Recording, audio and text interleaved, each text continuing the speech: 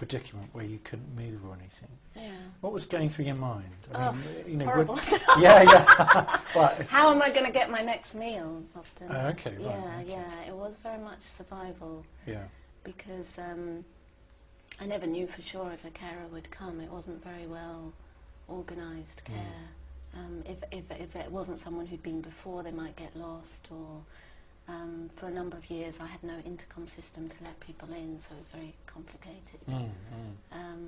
And I was often angry. I was angry because I couldn't find a way to get a chance to rest, and I needed to rest to get better. Yeah.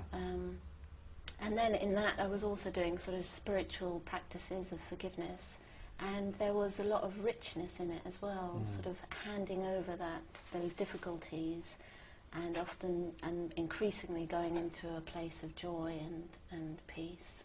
So I had this kind of dual thing. I had horrific circumstances and an increasingly rich inner life. So how did you keep yourself so positive? Had you always been a positive individual? I think I was positive, but I think it was quite a naive positivity, which I think, you know, I'm quite wary of using the term positive thinking now, because I think people often use it to beat themselves up with. It's like you have to be happy all the time.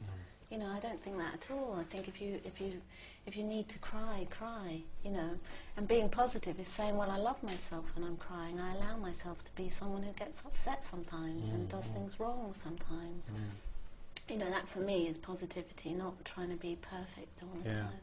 But yes, I was quite positive, but for example, when I say it was naive, I think when I got ill, I felt I shouldn't get ill. You know, I'm positive. I should have been able to sort of stop this happening by positive thoughts, and, you know, so yeah, that was a humbling lesson.